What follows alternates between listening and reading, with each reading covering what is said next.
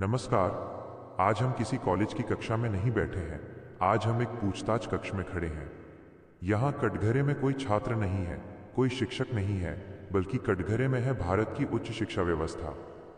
सवाल सीधा है, क्या शिक्षा अब अधिकार रही या धीरे धीरे सौदे की चीज बनती जा रही है? जब कॉलेजों को खुली छूट दी जाती है, जब नियम हर साल बदलते हैं, जब कोई 4 साल पढ़ सकता है और कोई मजबूर होकर बीच में छूट जाता है, तो क्या इसे सुधार कहा जाएगा या चुपचाप की जा रही पुनर्रचना? और जब समानता के नाम पर बनाए गए नियम खुद नए विवाद पैदा कर दें, जब सुप्रीम कोर्ट को दखल देना पड़े, तो सवाल उठना लाजमी है। ये कहानी सिर्फ यूजीसी के नियमों की नहीं है। ये कहानी है उन लाखों छात्रों की जो भविष्य की तैयारी कर रहे थे और जिनके सामने अचानक नियमों की जमीन खिसक गई। आज हम न समर्थन करेंगे न विरोध, आज हम जांच करेंगे।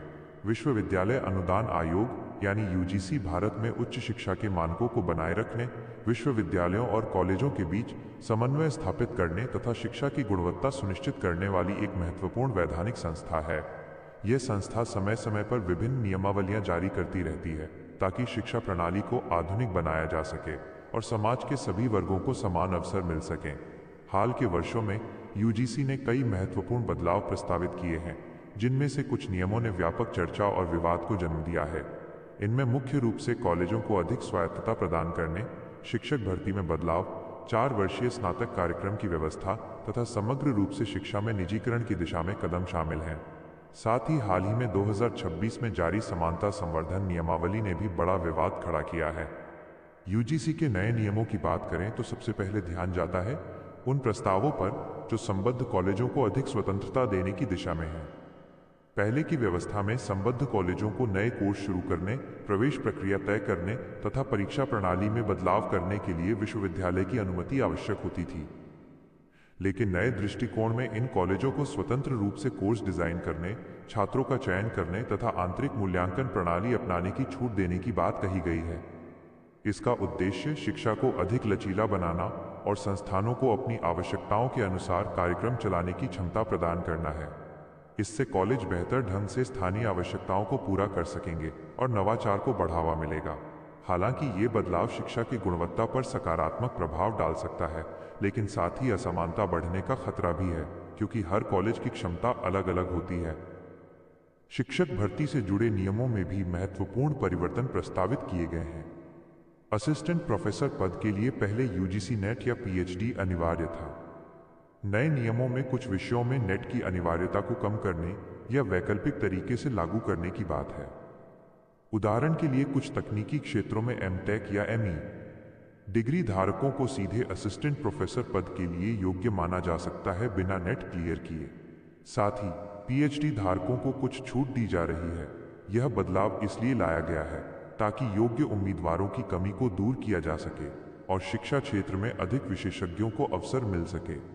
लेकिन इस बदलाव से लाखों युवाओं का भविष्य प्रभावित हो सकता है जो वर्षों से नेट की तैयारी कर रहे हैं। नियमों में बार बार बदलाव से असुरक्षा की भावना बढ़ती है और तैयारी करने वाले छात्रों को नुकसान होता है। 4 वर्षीय स्नातक कार्यक्रम यानी 4 ईयर अंडर ग्रेजुएट प्रोग्राम या FYUGP भी यूजीसी के नए दृष्टिकोण का महत्वपूर्ण हिस्सा है। यह कार्यक्रम राष्ट्रीय शिक्षा नीति के अनुरूप है, जिसमें छात्रों को 4 वर्षों में डिग्री पूरी करने का विकल्प दिया जाता है। बीच में छोड़ने पर पहले वर्ष के बाद प्रमाण पत्र, दूसरे वर्ष के बाद डिप्लोमा तथा तीसरे वर्ष के बाद स्नातक डिग्री प्रदान की जा सकती है। क्रेडिट ट्रांसफर की व्यवस्था से छात्र एक संस्थान से दूसरे में आसानी से स्थानांतरित हो सकते हैं। इससे शिक्षा अधिक लचीली और छात्र केंद्रित बनती है। छात्र अपनी गति से पढ़ाई पूरी कर सकते हैं और व्यावसायिक कौशल को भी शामिल किया जा सकता है। लेकिन इसकी आलोचना यह है कि यह पारंपरिक 3 वर्षीय डिग्री को कमजोर कर सकता है और छात्रों पर आर्थिक बोझ बढ़ा सकता है, क्योंकि 4 वर्ष तक पढ़ाई जारी रखना हर किसी के लिए संभव नहीं होता। निजीकरण की दिशा में भी यूजीसी के कदम विवादास्पद रहे हैं। निजी और स्वायत्त संस्थानों को अधिक अधिकार दिए जा रहे हैं, जिसमें फीस संरचना पर नियंत्रण कम होना तथा कोर्स शुरू करने में छूट शामिल है। इससे निजी संस्थान तेजी से बढ़ सकते हैं और शिक्षा का विस्तार हो सकता है, लेकिन साथ ही फीस में वृद्धि का खतरा है। सरकारी कॉलेजों और विश्वविद्यालयों की तुलना में निजी संस्थान अधिक महंगे होते हैं, जिससे गरीब और मध्यम वर्ग के छात्रों के लिए उच्च शिक्षा दूर हो सकती है। ग्रामीण क्षेत्रों में जहां सरकारी संस्थान ही मुख्य स्रोत हैं, वहां ये बदलाव असमानता को और गहरा कर सकता है। इन सभी बदलावों का विरोध मुख्य रूप से शिक्षा के निजीकरण के डर से हो रहा है। कई शिक्षाविद और छात्र संगठन मानते हैं कि सरकार धीरे धीरे सरकारी शिक्षा को कमजोर कर रही है और निजी तथा कॉरपोरेट हितों को बढ़ावा दे रही है। इससे शिक्षा व्यावसायिक हो जाएगी और लाभ कमाने का माध्यम बन जाएगी। गरीब तथा ग्रामीण छात्रों पर सबसे अधिक असर पड़ेगा, क्योंकि फीस बढ़ने से वे उच्च शिक्षा से वंचित हो सकते हैं। अलग अलग कॉलेजों में अलग नियम होने से समान अवसर का सिद्धांत खत्म हो सकता है। शिक्षक भर्ती में अस्थिरता से लाखों युवाओं का भविष्य अनिश्चित हो गया है। जो वर्षों से तैयारी कर रहे हैं, उन्हें अचानक नियम बदलने से नुकसान होता है। हाल ही में यूजीसी द्वारा जारी promotion of equity in higher education institutions regulations 2026 ने भी बड़ा विवाद पैदा किया। यह नियमावली उच्च शिक्षा संस्थानों में जाति आधारित भेदभाव को रोकने के लिए लाई गई है। इसमें एससी, एसटी तथा ओबीसी छात्रों के खिलाफ जाति आधारित भेदभाव की परिभाषा दी गई है तथा सभी संस्थानों में इक्विटी कमेटी बनाने, शिकायत निवारण तंत्र स्थापित करने तथा समान अवसर केंद्र बनाने का प्रावधान है। लेकिन विरोध इस बात पर है कि यह नियम केवल एससी, एसटी, ओबीसी के खिलाफ भेदभाव को परिभाषित करता है, जबकि सामान्य वर्ग के छात्रों के लिए कोई विशेष सुरक्षा नहीं है। फर्जी शिकायतों पर दंड का प्रावधान हटा दिया गया है, जिससे दुरुपयोग का डर है। इससे कैंपस में जाति आधारित तनाव बढ़ सकता है और सामाजिक सद्भाव बिगड़ सकता है। इस नियमावली के विरोध में छात्रों ने प्रदर्शन किए, राजनीतिक दल सक्रिय हुए तथा सुप्रीम कोर्ट में याचिकाएं दाखिल की गईं। सुप्रीम कोर्ट ने 29 जनवरी 2026 को इस नियमावली पर रोक लगा दी और कहा कि इसमें अस्पष्टता है तथा दुरुपयोग की संभावना है। कोर्ट ने 2012 की पुरानी नियमावली को लागू रखने का आदेश दिया तथा केंद्र और यूजीसी को नोटिस जारी किया। यह फैसला दिखाता है कि ऐसे संवेदनशील मुद्दों पर व्यापक विचार विमर्श आवश्यक है।